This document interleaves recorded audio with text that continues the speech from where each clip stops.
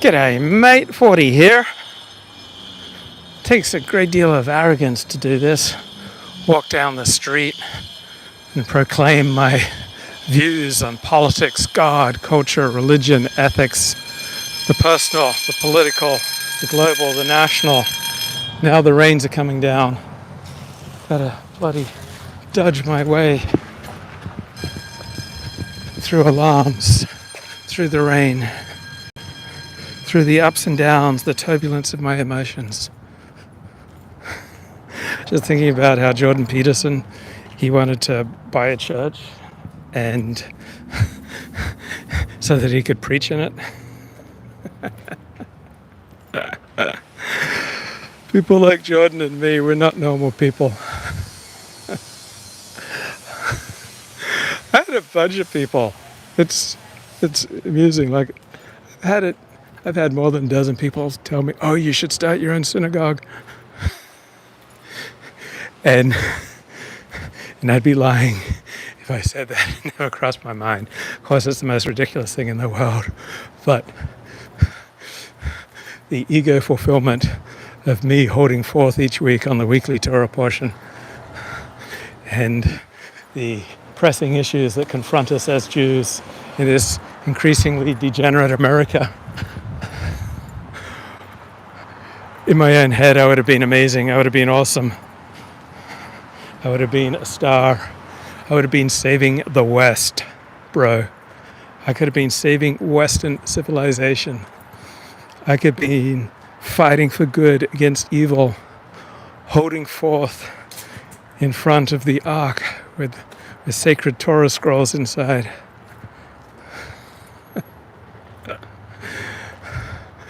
So there's a time and a place for arrogance, because without arrogance, without my narcissistic desires, all right, I would not be making these videos or so many of these videos. And if there is any merit to what I'm doing, right, the merit entirely depends upon me experiencing at least a temporary sense of aggrandizement, arrogance, entitlement, and hey, look at me, hey, listen to me, I've got something valuable to say. Which means that's not a normal, healthy person. Right? There may be some connection to the amount of live streaming I do. Right? I think the amount of live streaming I do is inversely proportionate to my mental health. Right? I think it's a coincidence that I'm 58 years of age and a bachelor, and that I've been obsessively blogging and vlogging since 1997. Right? This is not normal, probably not healthy. Creating my own virtual world where I can be the star to solve my wounds from my failures in the real world. So people who do this, all right, we're not normal people, right? There's something deeply twisted, something needy. And I was basically in tears through most of my stream on Sunday, right? And that's not normal. To be holding forth on a live stream for 4 hours, talking about God, politics, religion, culture, the latest news, with my latest views, and be fighting back tears and crumbling into a little ball when I hear a lad sing the theme song to Cinema Paradiso. So wackos like Jordan Peterson and me, we both project this tremendous amount of entitlement, arrogance,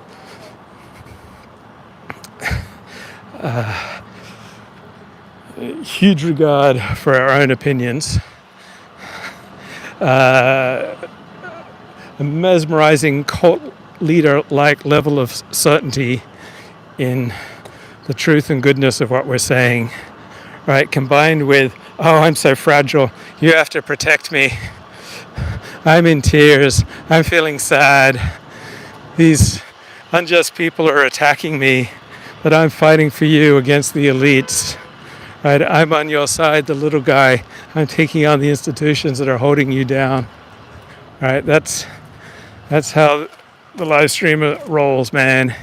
He alternates between arrogance and tears, between entitlement and such fragility it can only be taken away with the super chat. Okay, let's go to the chat. Hello, breathe, dude. You're talking nonsense. Yes, I am. Thank you for tuning into my nonsense.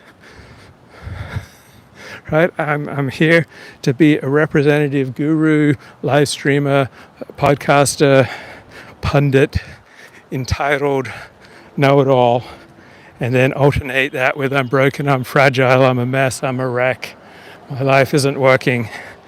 You need to save me, you need to protect me, you need to support me, you need to cover for me, you need to fight me for me, you need to join my club, my band, my gang, and go out and do warfare against my enemies. You need to protect me because I'm so fragile, and you need to listen to me because I'm so entitled, I'm so brilliant, I'm so wise, right? That's what the typical pundit, guru, preacher, podcaster alternates between those two states.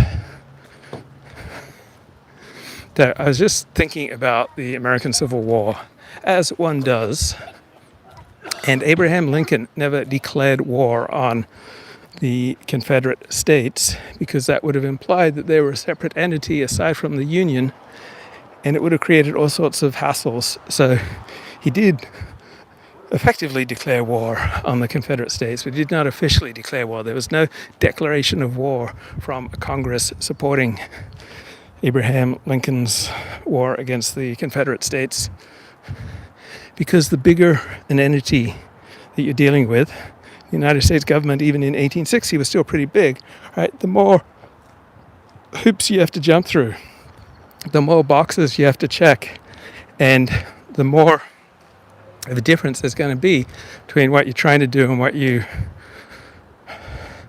can say that you're doing.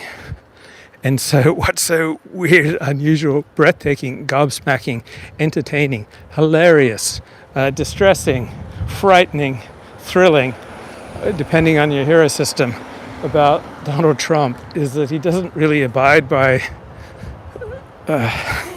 everything that we expect from a president of the United States. So I find it hilarious, but I understand. I have empathy for those people who are horrified, frightened, distressed, disconsolate, out of their minds, enraged. Right? So that's one approach. Or on the other approach is, this is the best, this is the greatest, this is going to save us, this is going to turn the ship around, we're making America great again, blah, blah, blah. Right? So it all depends on your hero system. But it's so unusual because normally what a head of state has to say is going to be significantly different from what he has to do, because to move a big thing like a country around, right, you have to jump through various hoops, and you usually can't fully declare what you're really doing. And so Benjamin Netanyahu, Prime Minister of Israel, for example, he has had to constantly deceive both the United States and his right-wing cabinet allies and the Israeli people, right, because he was facing just impossible choices. So what's interesting, and John Mearsheimer established this, is that politicians don't lie to citizens of other nations because there's no point. All right, if you're Canadian, you have no incentive, no reason to believe Donald Trump. Right, politicians overwhelmingly save their lives for their own people. So there is a terrific song in Judaism at the time of the Passover, and we've got Passover coming up in about a month, and it's called Dayenu, and it means it would have been enough. Dayenu, Dayenu, Dayenu, Dayenu, Dayenu.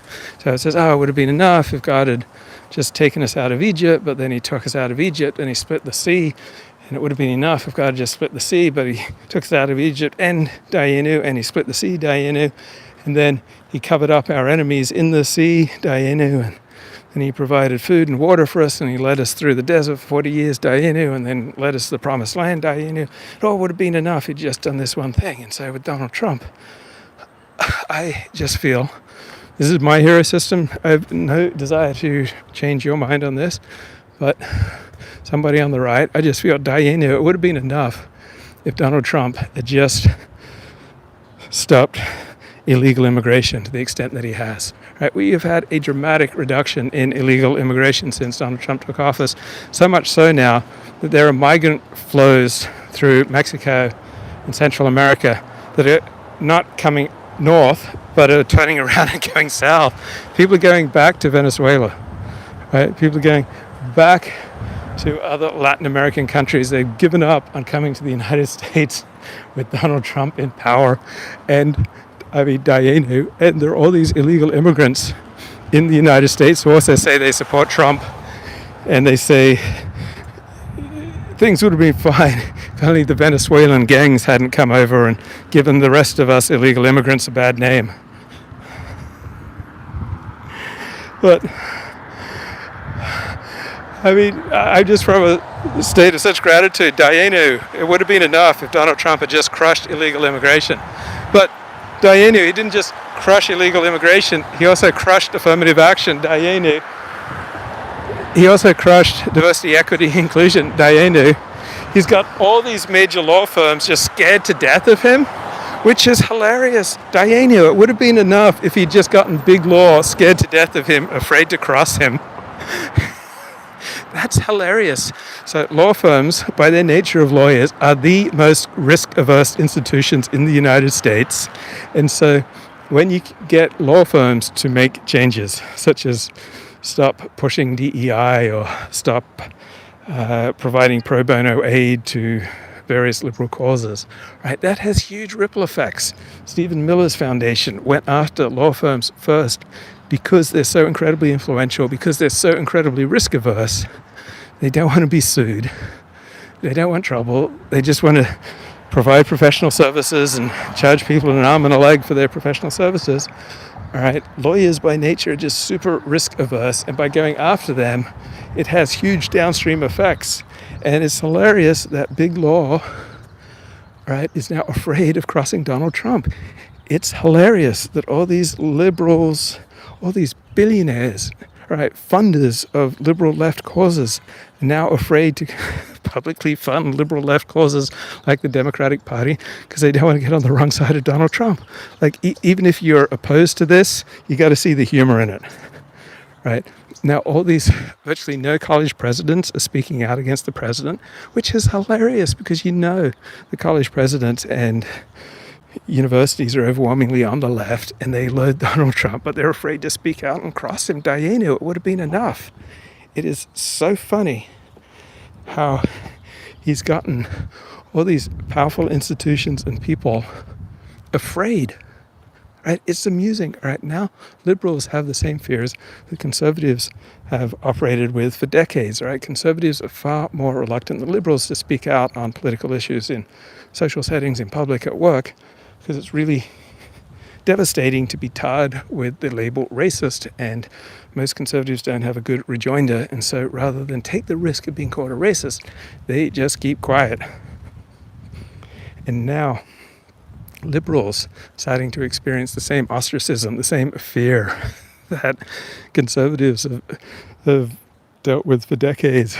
Right now, liberals don't want to be cancelled. It's so funny seeing all these CEOs, big tech, bending the knee to Donald Trump. So even if you're opposed to it, right, you got to see the humor in it. Dayenu, it would have been enough if he just intimidated college presidents, university presidents, right, the elite university presidents. But not just that, he has intimidated CEOs. He has intimidated the billionaire funders of the left. Right? Very few people are willing to speak out against him right now. It's hilarious. It would have been enough for me if Donald Trump at his big congressional speech if all he'd said was, we know that Pocahontas wants this, right? For me, that would have been enough, right? Just that one remark. So, yeah. That was golden. I never thought I'd hear a president of the United States in a major congressional address say, well, Pocahontas wants this with regard to another 5 years of war in Ukraine. And the president, I 100% agree with him that every day that this Russia-Ukraine war goes on, it astronomically increases the risks of World War III. So whatever happens to Ukraine doesn't matter for American interests, but having a war with Russia in Ukraine does matter because it dramatically increases the odds of a nuclear war, World War III. And Annie Jacobson's just out with a new book on a nuclear war scenario. So North Korea fires off a ICBM that takes out the Pentagon in Washington, D.C., and then a North Korean submarine fires off a nuke that hits the one nuclear reactor power plant in California, the San Diablo plant near Big Sur. And just the devastating effect of that. So if America responds by flattening North Korea, our ICBMs have to travel over Russia. Russia's air defenses aren't that exact. So as we send our ICBMs to crush North Korea in retaliation, then Russia is going to unload their nuclear arsenal at us because they don't know that our ICBMs traveling over Russia are not intended for Russia. And then as we crush North Korea, right, radiation will inevitably kill people in China, which the Chinese will inevitably understand as an act of war. And they'll then unload their nuclear arsenal on the United States, and we'll respond. And that will be the end of life as we know it on this planet. And every day that we have a war in Ukraine, right, we increase the odds of this horrific event happening.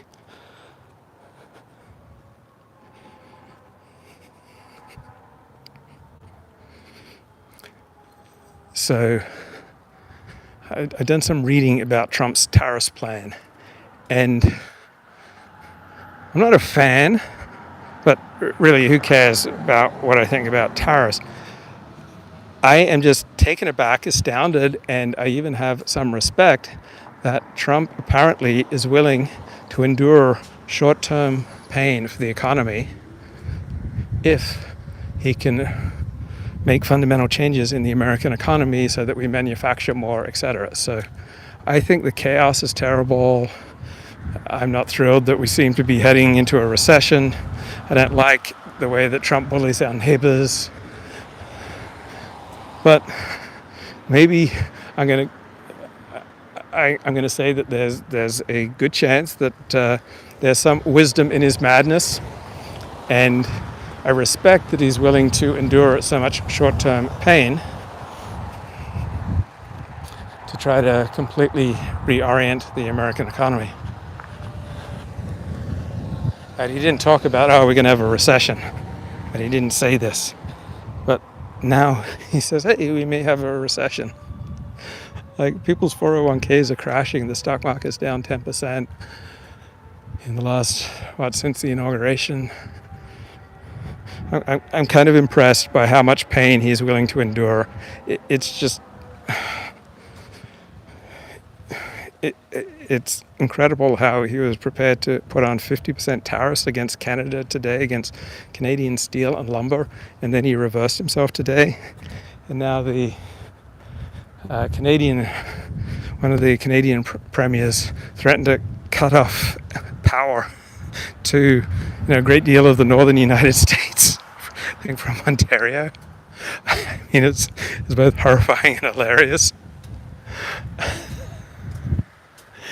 I wonder if I was married and I had kids, I probably couldn't afford to be this nihilistic and just see the humor in it.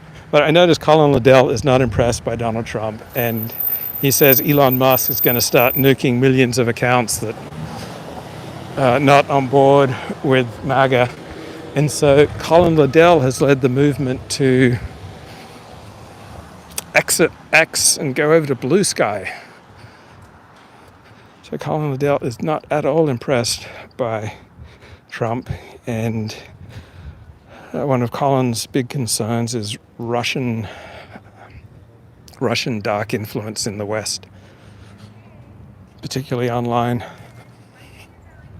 Colin just wrote a very nasty article about Jim Goad, who is or has been a great writer, and apparently is suffering terrible health issues now, like life-threatening health issues. He's stopped writing, stopped speaking publicly, seems to have cancer and heart disease from medical records that he's posted online, and Jim Goad has stated publicly that he's not long for this world.